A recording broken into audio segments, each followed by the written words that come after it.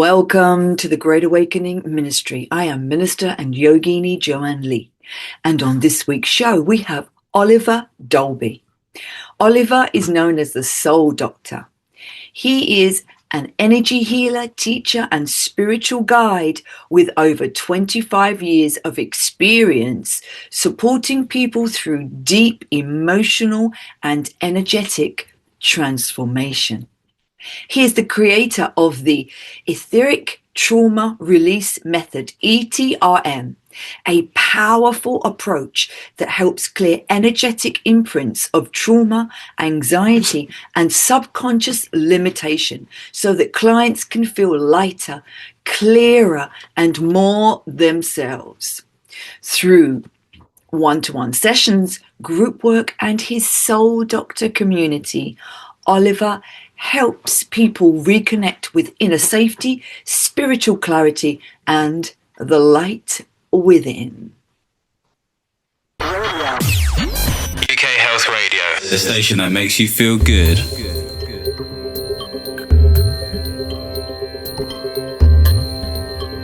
Morning. Good morning, Oliver. Lovely. Oh, it's very wonderful to meet you. And you too. Yeah, and I want to thank you for being on the Great Awakening show. It's an absolute pleasure to be here. Thank you for inviting me. Lovely, lovely. Oh, Oliver, we have wonderful, so many questions to ask you. Okay, sure, fair enough. Fascinating. The Soul Doctor, Oliver, the Soul Doctor, which is absolutely fascinating. But first of all, I'd really love for you to tell us a little bit about your 25-year journey, of healing, self-discovery, facing your own challenges, and finally letting go of emotional blockages to transform and release your hidden potential. Well, it's never an easy start, is it? Because No. we never know what we've got in store for us in this world. And it's amazing how things happen in a way that's sort of synchronicity. It sort of follows you around. And my background, believe it or not, is a rock climbing instructor. And I was out on the rock face teaching, sharing the skills of rock climbing with some clients. And at the end of a course, one of my clients says, "Oliver, you've got to go and see this doctor." And because she was a good client, I decided to go and see this chiropractor. And the chiropractor obviously adjusted my back, then did a little bit of hands-on energy healing on me and sent me out the door with a small packet of homeopathics. That was my first introduction to energy work at the age of probably 22. A week later, I realized that this asthma inhaler I'd been carrying around in my pocket since the age of about 10 or 11, I actually hadn't used. And that's when the light bulb went on and said, this energy healing had caused something in me to change. And 3 months later, I completely stopped with all the asthmatic medicine and threw away the inhalers. Mm. And it really got me into this idea that there's more to life than just the medical way of looking at things. There's actually an energetic component to it. The same client then said to me, "Oh, by the way, Oliver, he's running a workshop this weekend. Are you free? Do you want to join me on it?" And of course, I was, yes, absolutely. And so that was my start into this world of energy and how energy can really affect the physical body and cause instantaneous changes in the body if you allow it to. Yes. And that journey, that really woke it up. And I then went on to study quite a lot of this technique called body alignment technique back then. It's changed names since then. And there's many other things I've studied in between that. And then over the years, I've started to refine what I do, to find out what works for everybody, to take those old modalities and see if they can fit into the 21st century. Because the 21st century is very different to the 20th century. And it's even more different to the 19th century. And yet so much of what we do today is based on an old way of looking at things. It's great to take a steam train because brings back sort of memories and you chug along and it's all exciting. But actually, that's not the way to live your life because you never get anywhere.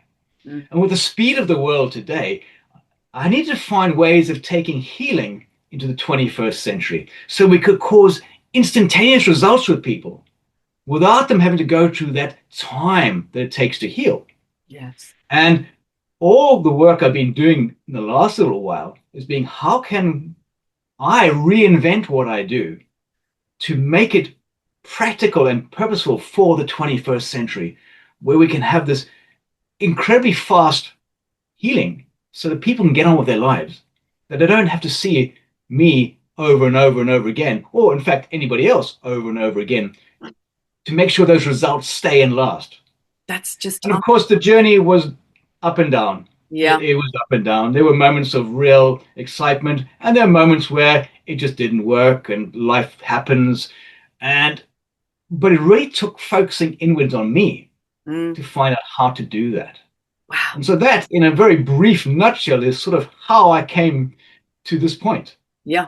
And that was beautiful what you said, because you don't want your clients to come back over and over and over again, like many psychologists and psychiatrists. You are facilitating through your healing, become the healed healer.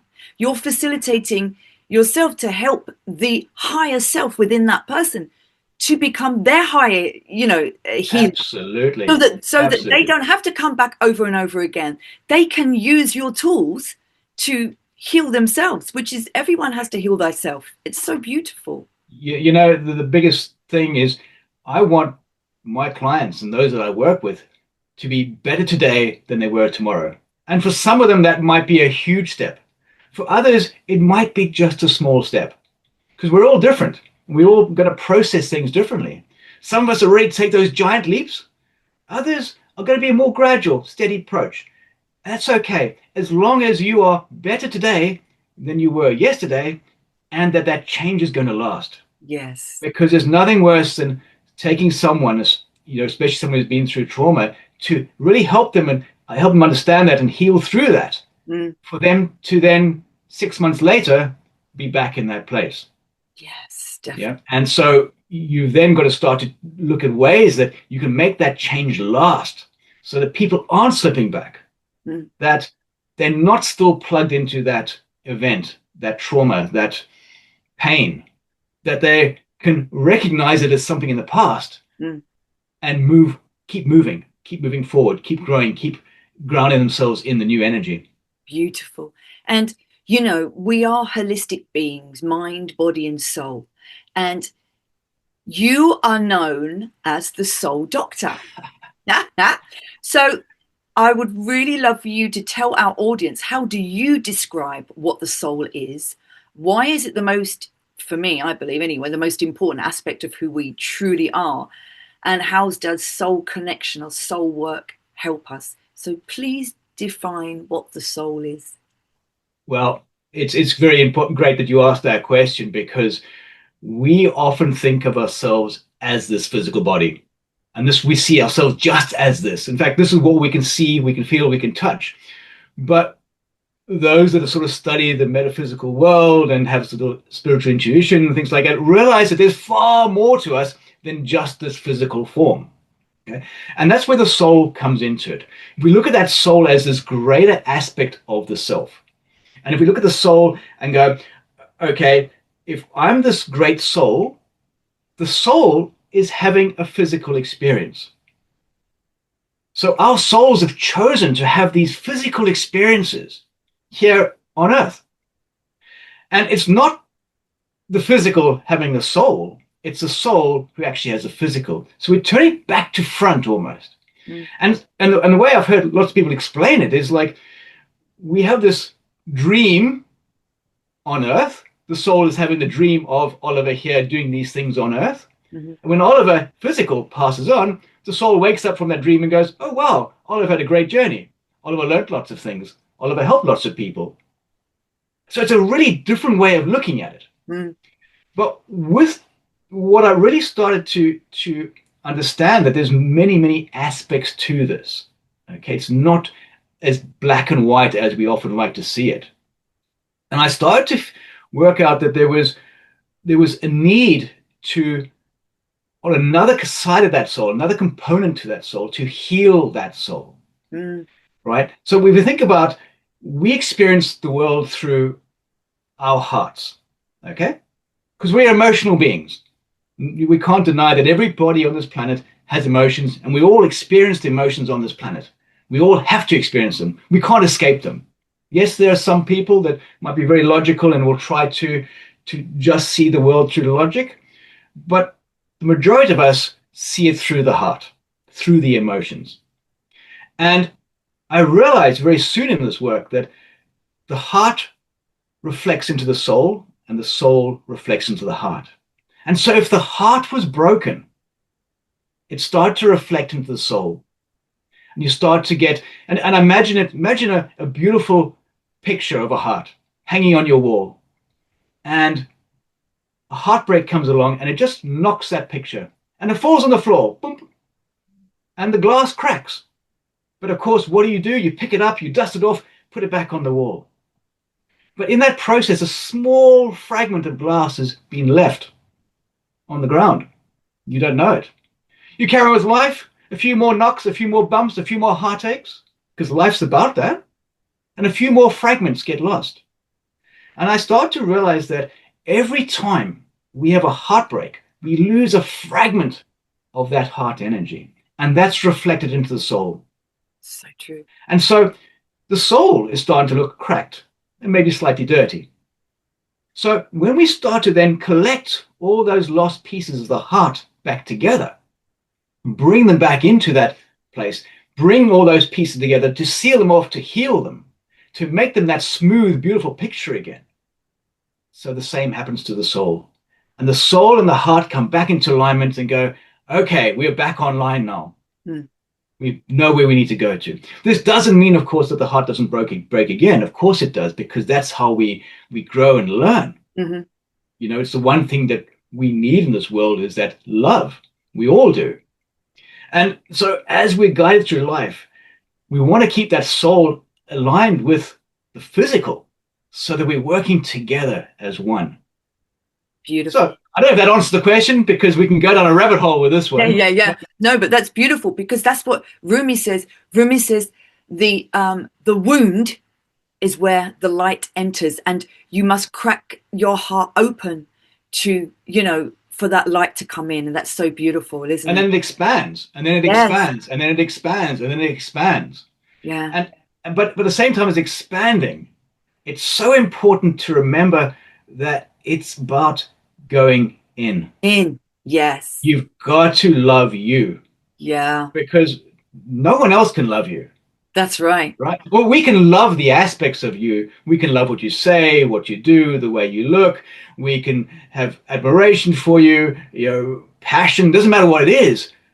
But nobody knows what the other person's processes are inside. Nobody knows what they're thinking, what's happening inside their heads. Nobody knows what they're feeling, how they're feeling. We can assume.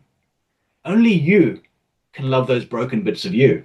That's so true. Nobody else can. That's right. And when you do that, then you're giving that energy out and allowing others to love those broken parts of you, because we're all mirrors to each other.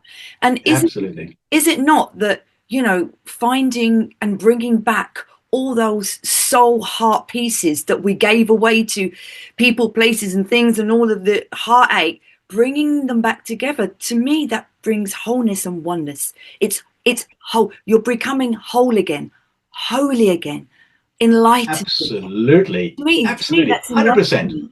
Yeah. You're becoming holy again. Yes, one whole. Absolutely. And when you're holy, guess what? People start responding. The only way you change people around you is by changing yourself. And when you do, it's amazing how those mirrors start changing, how those people start to look at different to you, and vice versa. Yes. And you're giving out that wonderful energy. You're attracting wonderful things to you. It's what you put your attention on, the things that you love will be reflected back to you, It's very simple. I always like to bring things down to a very simple level that I've got a young daughter, and I want to make it that she can understand. If I'm having a bad day and I scream and shout and spill coffee on myself and swear at the universe, telling me I'm having a really bad day, guess what? I've manifested that bad day. Yeah. I've made that day bad. But if I just change my go and say, oh, I spilled coffee on myself. Oh, well, actually, maybe I shouldn't wear this shirt. Maybe I should wear a different shirt. Turn it around. And then go, well, why did I spill coffee on myself? Oh, because I was in a hurry. I wasn't grounded. I was daydreaming. Whatever the reason, then you start to go, okay, so there's a reason for that happening. Let me look at why it happened. Let me find that positive in it. Let me find the silver lining. And it does take a little bit of a mind shift to do that. But when you start to find that silver lining, you start to see it everywhere. Yeah. You start to see it in others. You start to see what they say, how it reflects back, and you go, interesting. I understand. Or maybe you don't. Maybe you reflect back. But it's always about finding that positive in everything. Yes. Because when you find that positive, life just comes to you and you just flow it. Yes. It doesn't become that constant fight. Yes, to make those connections. Yeah, resisting. Yes, it's a flow. How beautiful, how beautiful. And that's what it is, isn't it? When you're in that flow, you're in alignment and you're having the soul connection. This is what soul work is, isn't it? You're having that connection to the highest part of yourself. And you touched on it, sorry, I interrupt you there, but you touched on it right at the beginning, is that we are becoming our higher selves. We are then becoming our higher selves, and our higher selves, and so it goes on. So we are becoming a better and better version of ourselves every single moment, if we choose to do that. Of course, you don't have to choose to do that, and no one's judging you. But it's much more fun to become a better version of yourself than a worse version of yourself. Sort of. We all look for that light, for that positivity. Yes, that's so beautiful. That really is. And please describe, before we get on to ETRM, because it's fascinating. It's really fascinating.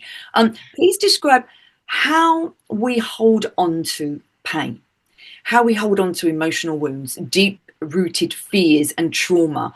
I mean, I, as a yogini, believe, it's all energy, and we hold that energy within the pain body. Can you explain about that?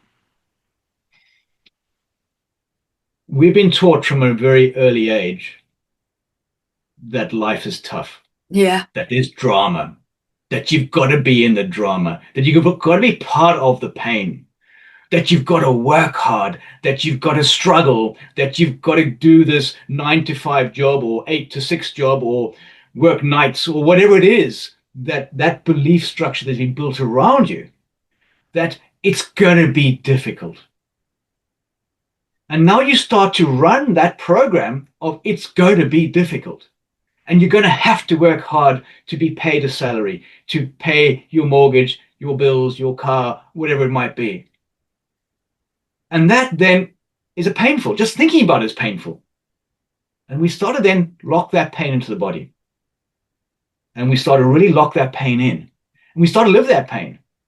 And when we're in that place of pain, life can only reflect pain back at us. So you'll see other people struggling. You'll see other people in pain.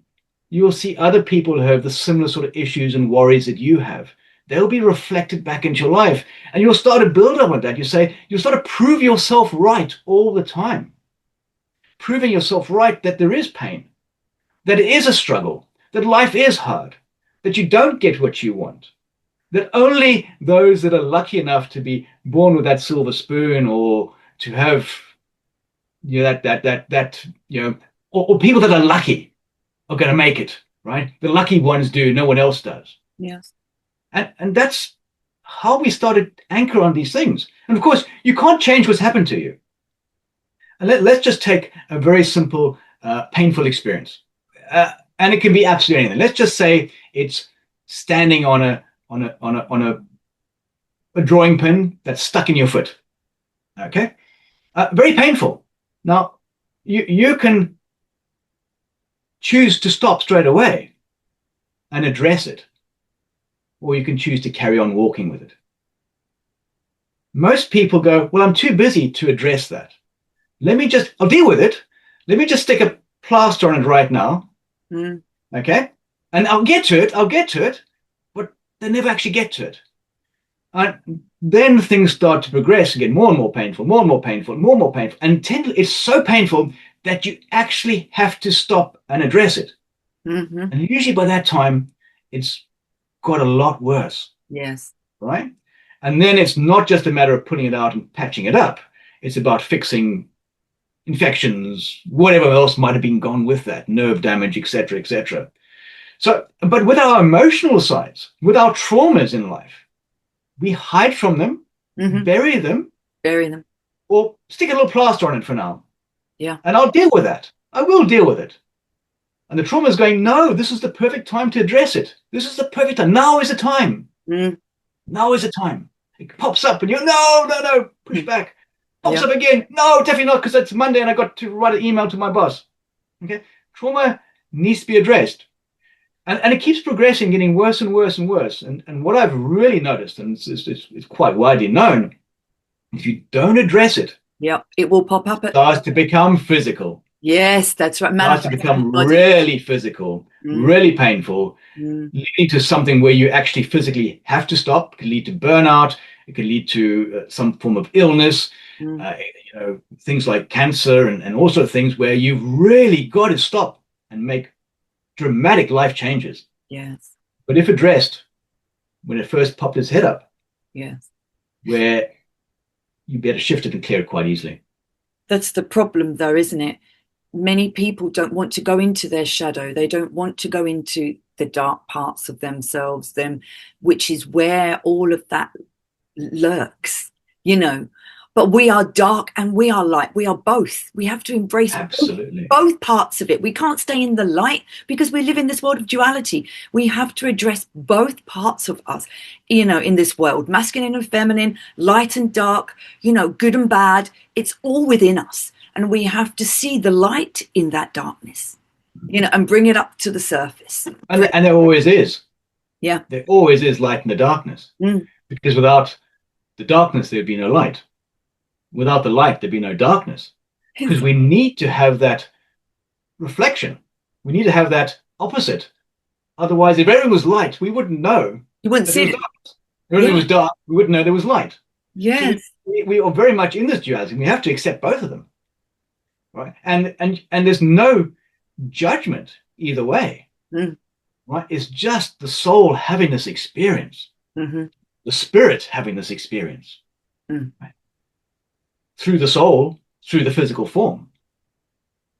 And that's the way with the contrast, with that duality. Can you imagine if every day was a beautiful 23 degrees and every day you were having your cocktail with a group of people and it was all lovely? The first day would be amazing. Day 2 might be pretty good. Day 3 would be like, oh, really? Same people, same cocktails, same sunset, same temperature. Day 4 would be like, oh, get me out of here. Okay? We need to have the ups and downs. We need to roll with life's roller coaster of the good days and the not so good days. But we want to make sure that our roller coaster is always going up. Yes. So we go up, have a great day. Yes. We go down a little bit. Yes. Yeah, not so bad. We can make some changes. Oh, I feel a little bit depressed. Okay, let's do something about that.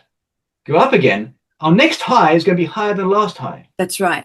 Our next low is going to be higher than the last low. That's right. We won't have to go so low again. We never want to do that. Yeah. It's always about keeping that roller coaster on an uphill so that every high or every low is higher than the last one. That's so. And by the way, the highs might feel like yesterday's high. But over time, you look back and just look back to when maybe you were 16, about what you believed about the world and where you're at to where you are now and how you actually have changed dramatically in the way you believe things, what you want out of the world, what you see in the world, and how you present yourself in the world, how that has changed and evolved. Yeah, so much. And that's in yoga, we call it the middle path, You're not going you eventually, the highs and lows don't get so high and don't get so low because you're not reacting so much to it. You're not the victim. You're learning to be the creator, of all of that. And you're learning to stay in your place of calm a lot more. You're learning to become the master of your emotions, thoughts, feelings, words, and actions, so that you're going on the Absolutely. middle path. And the thing is, there's no magic pill that's going to do that for you. No. And of course, I know a lot of people look for that quick fix. Is there something we can do that's going to take 5 minutes a day that can fix us to that point? And the answer is no. It takes focusing on self. And what's right for you and what's right for me might be two completely different things based on where we're at in our life. If I really hate yoga and I cannot touch my toes, and you tell me, you've got to come to yoga, it's going to be amazing, it's going to transform you. And I go there and I absolutely hate every single moment of it. Of course. Guess what? It's not doing me any good. Yes. Now, in a few years' time, I might go back to it in class and go, oh my God, this is amazing. Why didn't I try this earlier? But I wasn't ready for it a few years prior to that. Of course. I'm now ready for it. And so it's now time to use that tool. That's correct. So you've got to choose the right tool for where you are in your life. Yeah. Baby steps. That's right. You've got to go. And use the tool until you don't need it anymore. Yeah, that's right. But and that's why, with yoga, you go on, but then it leads you, stilling the body helps you to still the mind and helps you to go within. And that's the real goal, And you're so right what you said about those extremes becoming closer and closer together. Yeah. And so you start to become the observer rather than jumping into the drama. You're the soul consciousness. You're the soul consciousness, looking at the thoughts, looking at the feelings. That's not who you are. The ego, that's not who you are. We're the true self with the soul consciousness, aren't we? Observing it all. But it's important to remember that it's important to have an ego. Yeah, we couldn't survive. Because if you didn't have an ego, we wouldn't even be having this call. No, we wouldn't be here. Yeah, we wouldn't be here. We wouldn't get out of bed in the morning. It's like, oh, well, what's the point? The ego says, you need to have that ego say, hey, I've got a mission. I want to do stuff. I want to help people. I want to serve. I want to, whatever you want to do, you need that ego to get you to do that. Because without that, there'd be no drive. Yes. So it's not about getting rid of the ego. And I know a lot of people try to get rid of the ego. It's about to let go of those parts that don't serve the greater you. But the parts that are there, the humility, the passion, the excitement, the things that get you moving, that's the positive ego. Yes, that's what you need to focus on. Using it as a positive tool instead of a negative tool. Beautiful. Every tool's like that. Yeah. Every tool. A hammer can hammer nails. It can also break walls. You can also smash windows, right? It's just a tool. It's the same with meditation. It's just a tool. It's just a tool. How do you want to use it? You want to use it for positivity? It'll work. You want to use it for negativity? Guess what? It'll also work. Yeah, that's right. It's just a tool. That's so true. It's how we use it. We're the ones. It's all about us. It's all self-created, isn't it? And because it's about you, you've got to look at you and see how you use it. And how you use it today might be different how you use it in a year's time.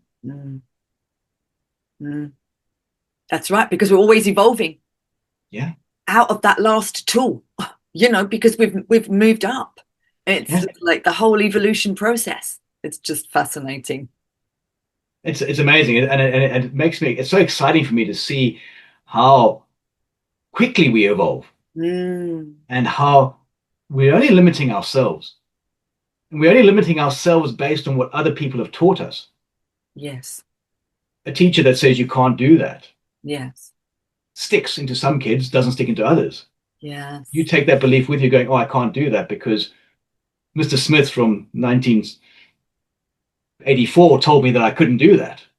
Well, that was his issue, not mine. That's right. That's so So true. we realize that how our beliefs, most of our beliefs, in fact, probably 98% of our beliefs come from somebody else. That's right. They don't come from our soul. You know, as a baby, as a child, you absorb Yeah, your family's beliefs without them saying, this is what we believe. No one tells you this is what we believe, this is what we should do.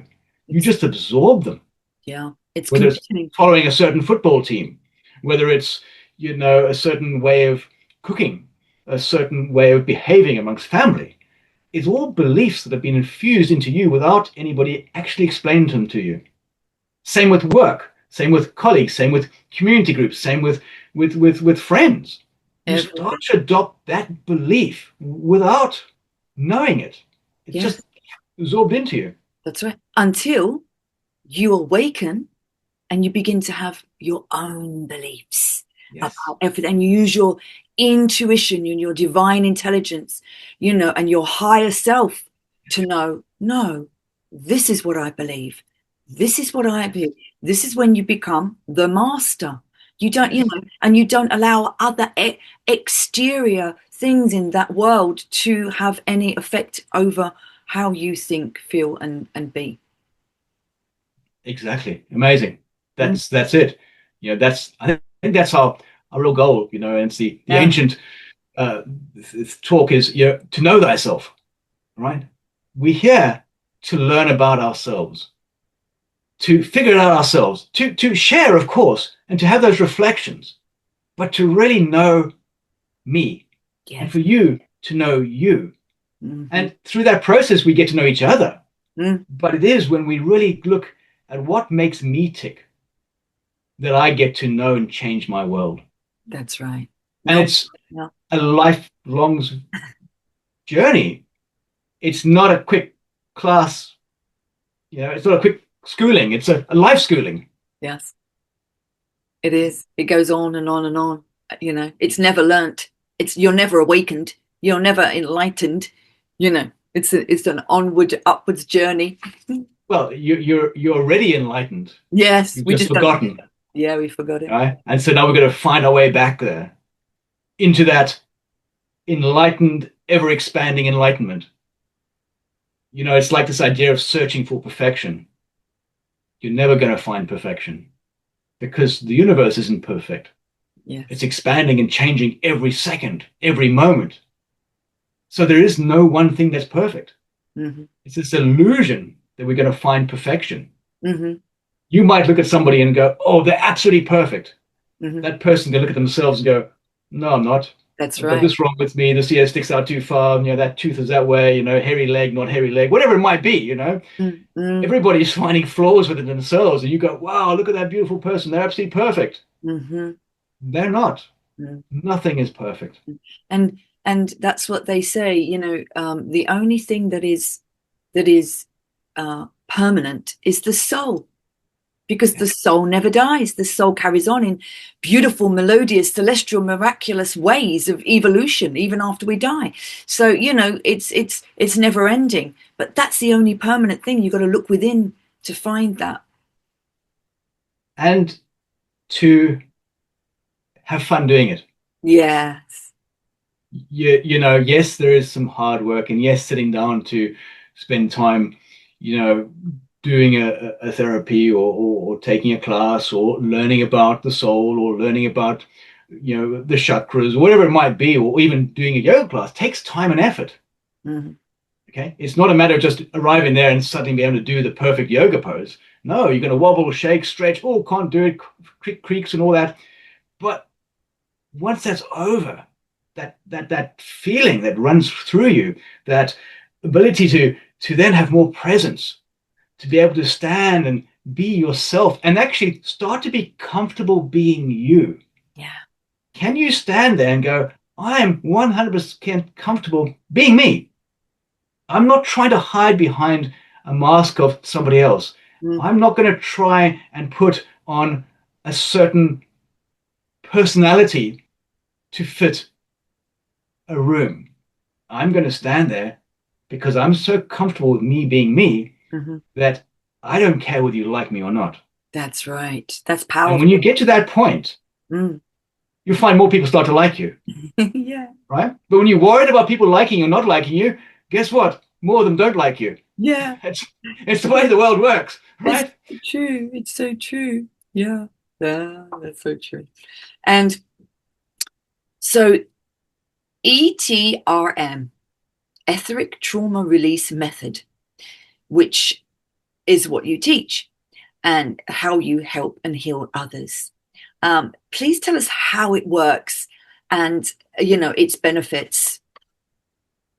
Okay, so I reached a point where I'd learned so much from other people, and it wasn't quite being my truth.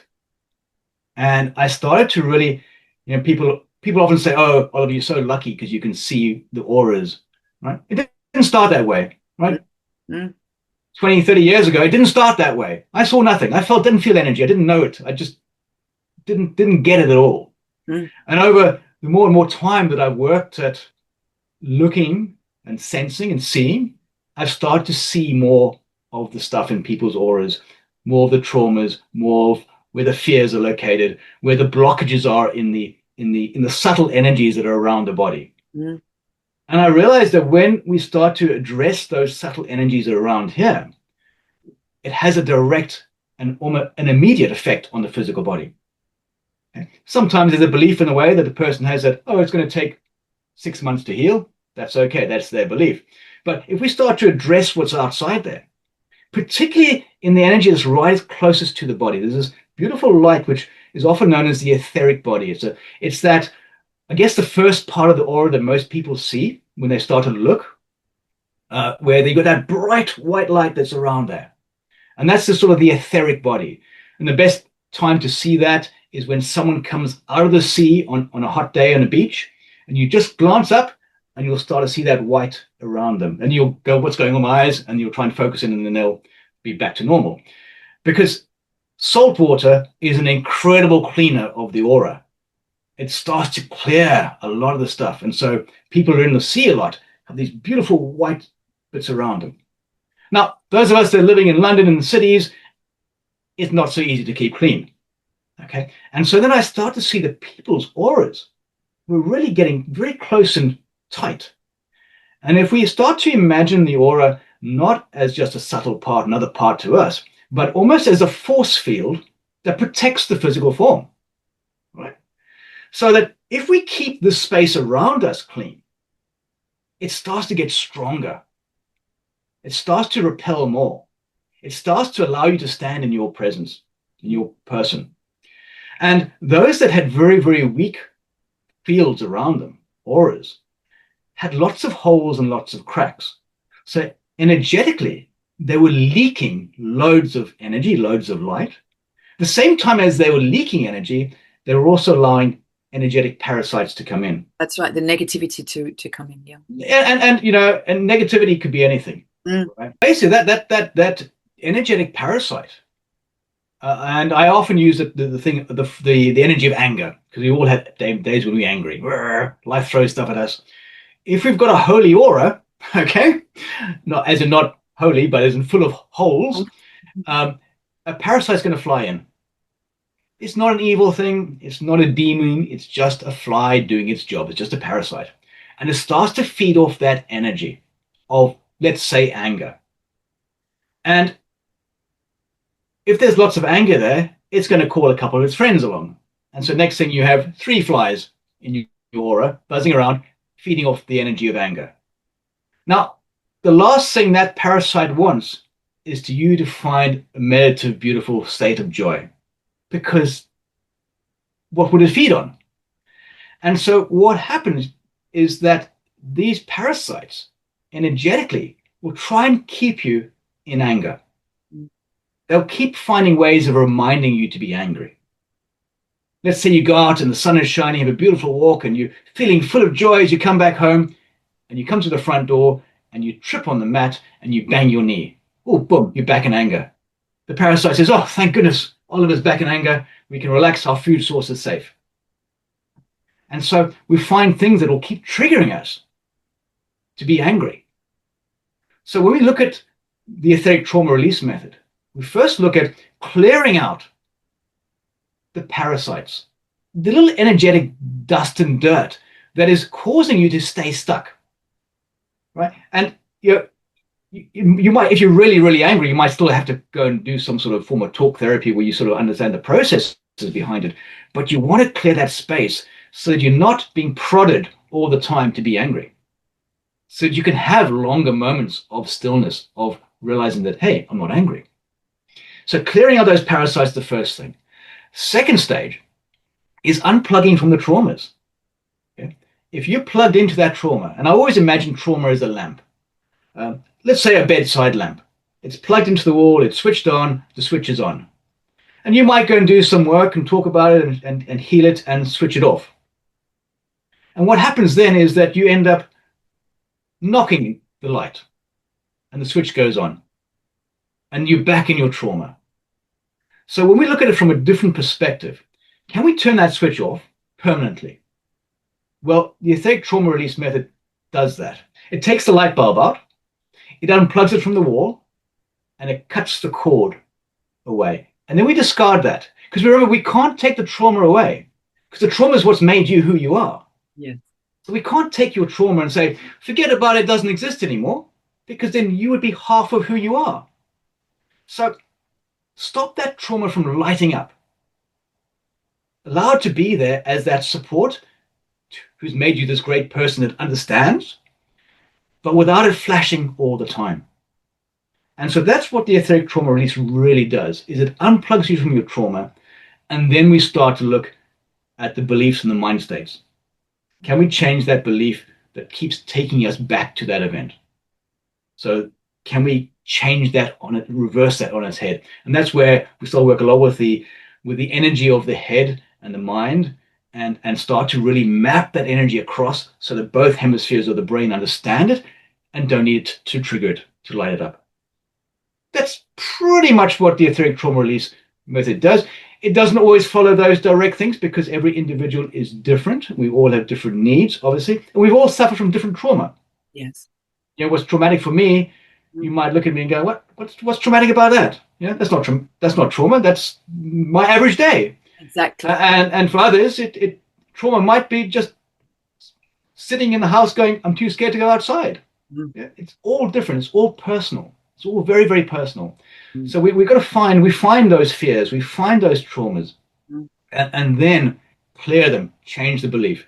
And I've developed powerful processes that really allow that to clear on multiple levels. Mm. So I look at clearing it on all parallel lifetimes. So all those possibilities of things that you could have been doing if you weren't doing what you were doing right now, clear it on those levels. Then clear it into the future times, the things that you might potentially do. And of course, the past, the younger you, obviously. And then I've got the idea of past lives, obviously. And then other soul journeys, dimensions, universes that are really outside of our sort of conscious awareness. Yeah.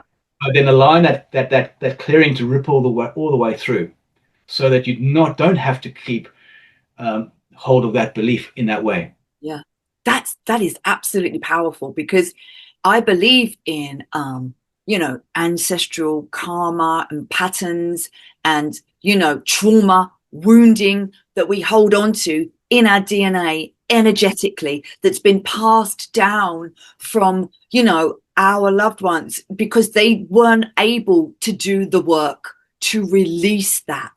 So I believe that it gets passed on to us who are able and strong enough to become the 0 point, to do the work and to release it, so we don't therefore pass it on to our next generation. It's so important to do this work, to release this wounding, to release this trauma, because sometimes it's not from this life. That's why it's so difficult, because we're like, why am I feeling like this? Why can't I never get on in life? Why do all these things keep blocking me? And it does come from generational trauma or our past lives, I believe, as you said, or soul journey. Absolutely. Generational is the first thing, because that's coming through your DNA. Yeah, that's right. And one of the sessions that I do is to clear that generational stuff. So if you think about it, It's coming from your parents, mother and father, Yeah. from your grandparents, great grandparents, and before you know it, there's a whole host of people that haven't dealt with their own karma, and it's been passed down through the DNA for you to deal with. That's correct. Now, it might not have been easy for them to do at that time. Mm. Definitely a time in the world sort of history where it's never been easier or never been more right to do this work. That's right. It's yes. Imagine this conversation 20 years ago. It'd be very, very different. Right? Yes. But right now is a time to let go, to clear, to cleanse the vessel, to cleanse that ancestral trauma, to release it, to thank it for its lessons and to let it go. And remember, it's not necessarily yours. Yes, you're just stuff that you got from your parents, which they inherited, which came, and you think it is all those inheritance of trauma going down. You want to stop it now so that it doesn't go down to your future generation. That's right. It's so true. And so it's such a powerful thing. But it obviously sounds quite complex, but actually it's a very simple process to take people through, to allow them to release that energy without them having to go, well, my mother did this, my father did that. You know, and you might have noticed, actually, by the way, that the older you become, the more like your parents you become. Yeah. Well, you might have noticed your parents become more like your grandparents the older they became. And often in those ways that you didn't like as a kid, right? I remember, my mother putting the phone down to her mother, our grandmother, and going, if I ever sound like your grandmother, you tell me straight away and I'll stop.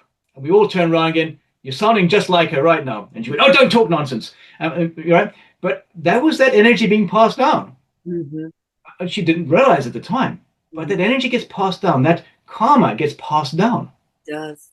Right? So let's embrace those good things that our parents give us, all the positive, and let's clear out all the junk, all that karma that they've inherited and also potentially done themselves that passed through your DNA. Because remember, you've got your own journey ahead as well. Yeah, that's right. Your own choices in life. That's plus right. The own karma that you've created, both positive and negative potentially. That's right. And it's like it's you don't want to carry that baggage, that emotional baggage. And also I truly believe once you do the healing and the work on yourself, I believe, because it's inherited generational ancestral karma and patterns, I believe that you heal them. You've healed the line. You've healed the line. And they are in spirit and they are cheering us on as our spirit guides and are helping us. And we have just healed the whole lineage.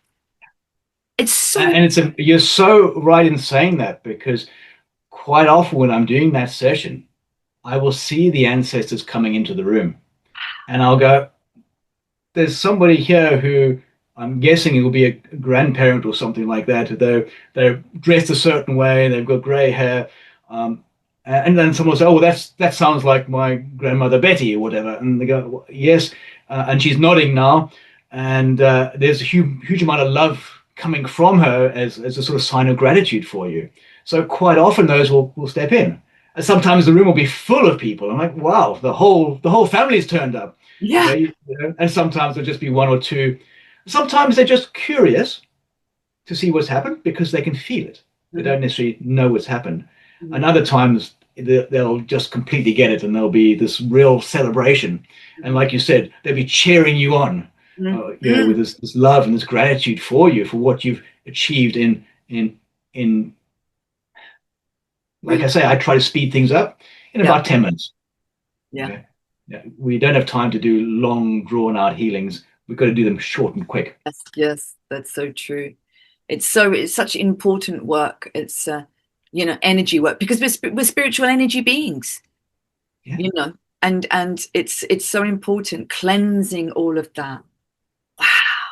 It's just, and we're not just doing it for us. We're doing it for our lineage, but we're doing it for the good of all, because then we're helping elevate all of humanity with our energy. We become everyone just, it just elevates everything. As we elevate ourselves, we therefore elevate others. It's so important. And you know what? I can't change you. No matter what I do or say, it's not going to change you. It's not going to change the listeners. But when they stop, when you stop and turn inside and change you, then that ripples out. Yes. Then it ripples out because people go like, oh, actually, there's something about you that I want or need. And they can start making their changes. And this doesn't happen on a conscious level. It's not like, oh, I'm going to be like so-and-so because as they, no, you don't do it like that way. It just sort of happens. You find yourself naturally drawn to that, maybe a new community, maybe a new type of social circle, maybe a new, yoga class, whatever it is, you're drawn to that because your energy has changed, and then you change together. Yeah. And then, hopefully the person who's teaching that yoga is also growing and also expanding so that they can keep sharing that new expanded energy with you in whatever form that might be, so that we can all grow together, because the world has never needed this huge change that we're going through more than it does right now. And there's never been more light on the planet coming from people when they do their work. And we see it all the time. 20 years ago, I couldn't talk openly about what I did. I did to certain people, but they were, oh, okay, well, and I had to find language that was going to work for them. But now I can talk about a ghost or an entity, and people will go, oh, yeah, well, and people that I would say were very logical and practical and very maybe numbers orientated, going, oh, yeah, we often have creaking and groaning in our house at night. And, my wife always says, there's a grandmother coming in. I'm like, well, there you go. You've got a ghost. You've got an entity. It's in your house. And then, that's people are aware and awaking to these experiences, and they're not being hidden anymore. They're being openly talked about. It's so important to talk about it. But also, I believe, the more in tune we become, the more aligned we become, asking our spirit guides, having a communion with the angels, with your ancestors is so important, because if you don't ask, you don't believe in them, and then they can't come in to your space and help you, assist you. And if you don't have that quiet time, if your mind is always thinking and doing, you can't have that still mind for that divine intelligence, for their help to come in, to give you the idea, to take that action, to make that dream and that reality that you want, to benefit your intention. So, that quiet time and asking them for guidance and, help in your problems, and it will come. It will come in the quiet. You don't ask, you don't get. Yes. You don't ask, you don't get. That's right. If you're hungry and you don't ask for food, you don't get fed. What we're doing right here is a sort of perfect training ground, right? If I need someone's help, I've got to ask them. Yeah, there might be the odd person where they see you struggling, they come along and say, can I help you? But that's unusual. So think about all these beings that surround us, the guides, the guardians, the angels, the ancestors. If you don't ask, they're not going to help you because they're not allowed to. Yes. They're not allowed to interfere. No. So it's like saying, hey, I need help. Ask for help. And I also say, don't ask in your head, because I might be asking for help in my head, but guess what? You can't hear me. No. No? You have no idea what I'm thinking. So use your mouth. Speak. Hey, I need help. I don't know what it is. I don't know how I need the help, but somehow help me because I'm stuck. I'm blocked. There's something away. There's a boulder I can't get over or under. What do I do?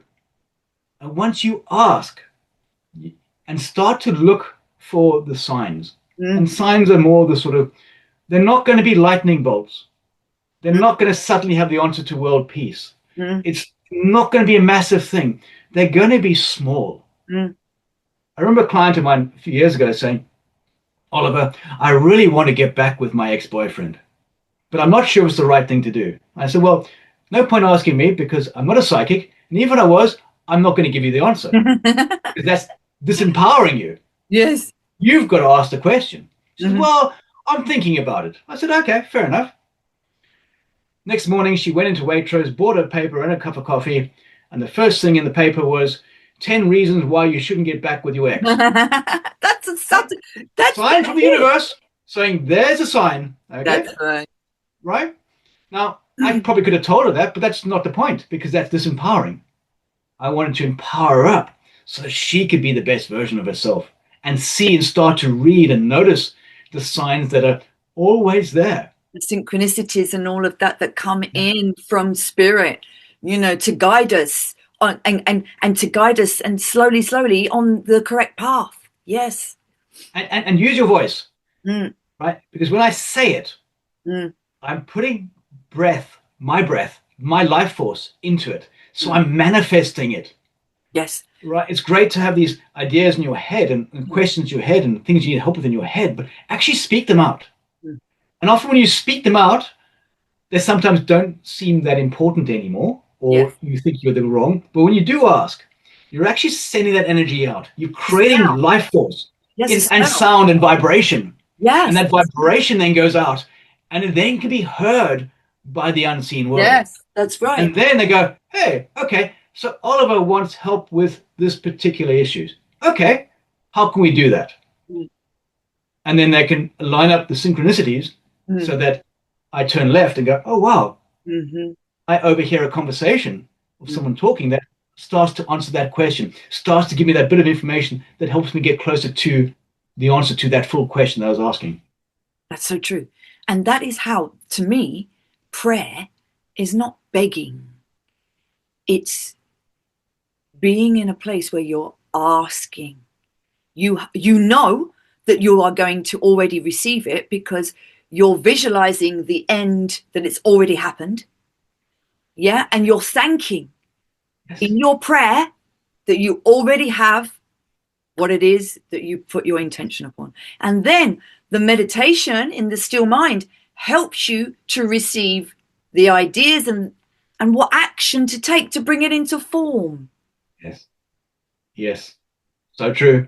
And prayer, if you notice and listen to people pray, they pray quietly to themselves, but they're always moving their lips. Yeah. Prayer doesn't happen inside your head. No. It happens when you speak. Yes. It's the feeling, the vibration, and you can visualize upon it. If you've got your eyes closed, you can visualize upon it as well.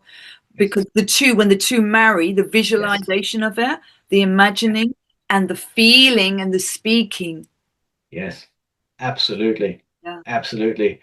And of course, you don't have to shout it out either, right? It's a quiet practice, right? So asking doesn't have to be with a loud hailer or a megahorn, whatever it's called. You don't need to do it that way. Yeah. It can be done very, very quietly under your breath, praying for protection, for strength.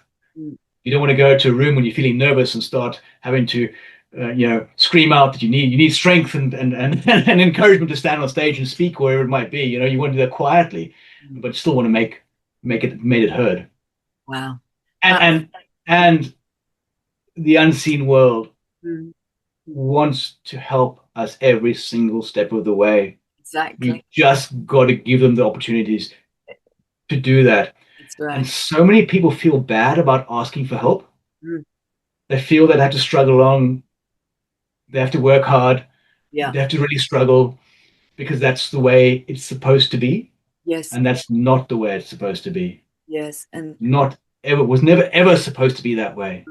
And I believe that that's where a belief in the Most High, a belief in the divine, because we are human and divine, a belief in that really helps us. A belief in the spiritual world, that they are there to help us, is so important because it is. Divine love will never run out. And that's so important, isn't it? Is to be in the present moment and to not be living in the past or actually living in the future. That's right. It's not to say you shouldn't have goals, but you don't want to be in the outcome without actually being in the moment, enjoying this moment. That's right. And every moment, every step of the way, enjoying it. Yes, that's what we have to do. We have to enjoy the moment. And being in the moment is where all the possibility of everything lies. The divine, everything is in the now. Animals are in the present moment, the divine moment of now. You know, everything. That's why, you know, we can't, oh, I should have done this, or I should be doing that. Now is where the power is, because now we can change what we thought about our last thought. Yeah. So we can change it into the new and begin our life anew. You know, it's powerful, isn't it? It's very powerful. It's not complicated. Mm, You know, it's actually much easier than you think. definitely. And often we try to cloud things with complicated formula to make it work, but actually it's just reminding yourself to be in the now. Exactly. Am I in the moment? Or am I daydreaming?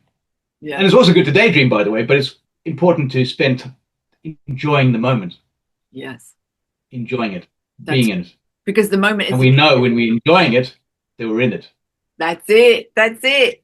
And that's the truth. That's the truth, isn't it? There is only now. That's really all there is. The power of now. Well, I just want to say, Oliver, what a wonderful, you know, spiritual, enlightening conversation we have had. And I've learned so much.